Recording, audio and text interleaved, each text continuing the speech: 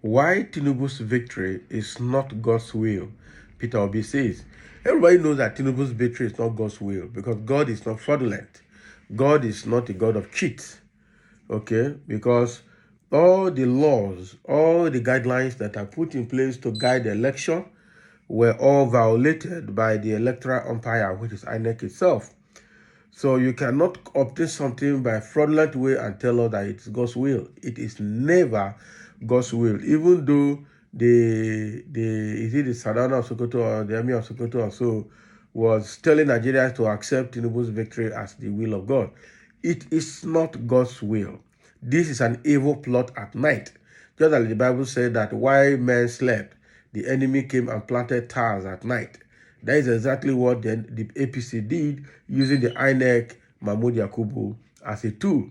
Okay, while men were sleeping, INEC completed the result without adequate information coming from the polling unit, and by around 4 a.m. the same night, they declared Tinubu winner.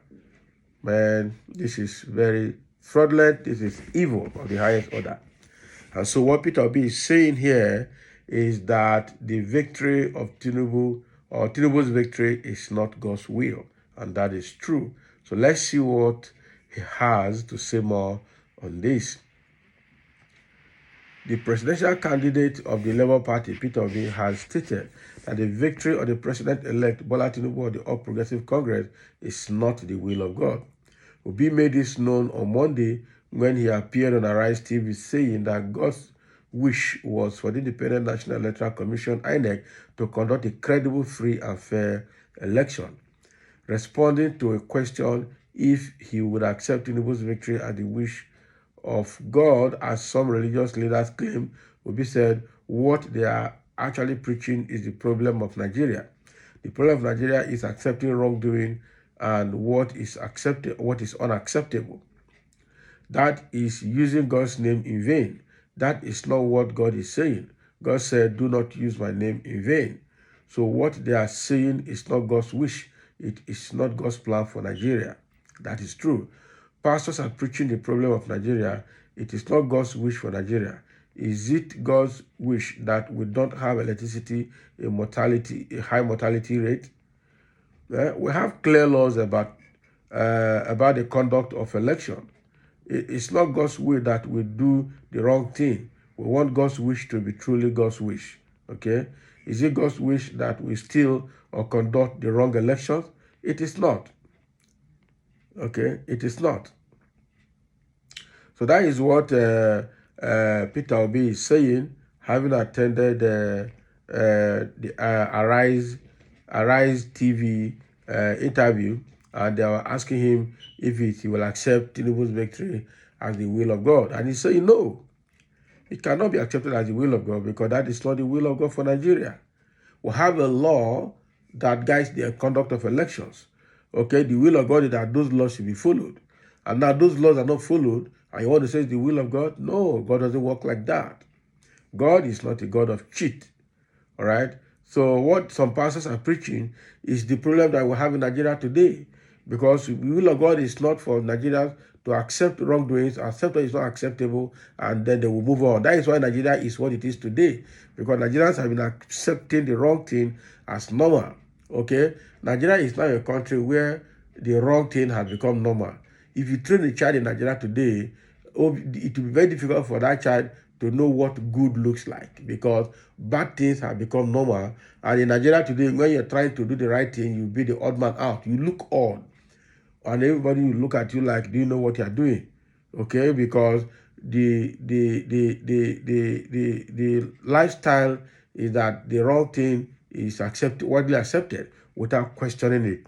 And Nigerians are so resilient and can also chicken out easily, that when something happens, before you know we say, let's leave it, let's move on, leave it, let's move on.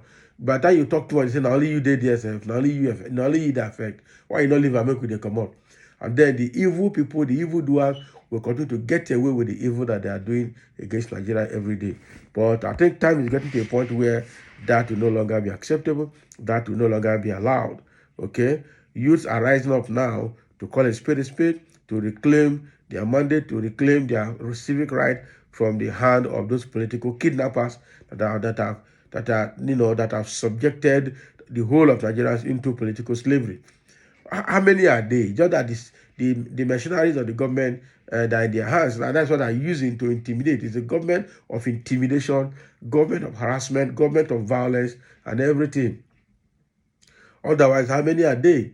Okay, so the truth about it is that what has happened is not the will of God for Nigeria, and we all know it because, first of all, INEC did not follow the election process. They did not follow the laid down rules stipulated by the Electoral Act and the INEC guidelines. They didn't follow all of that, and so we can't accept that. Let's be frank. We don't have to be religious psychopath here. We don't have to fit what is not fitable here.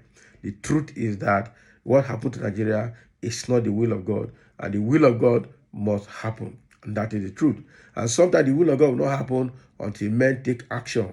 That is true again, because faith without work is dead. So you believe that the will of God will come, but you also have to do your part to ensure that God will have a platform to ride on to bring His will to pass in your life.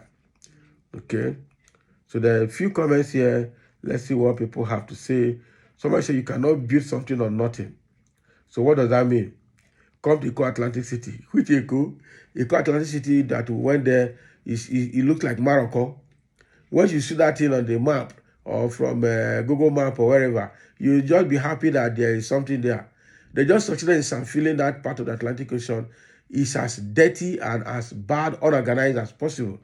This Christmas, we got there now. Thugs and criminals came there to fight. And then they broke everywhere there. Robbery took place in that place. And they call it Atlantic City. Atlantic my foot. There's nothing happening there. It's so dirty, so unorganized, so unkept that the Dubai Palm Island that people used to go, you understand? It's not like that. If Dubai Palm Island is as dirty as that, people won't be going there. Okay? Someone say, Obi, accept the election result. Thank you. Not really. Accept the election result. Don't worry.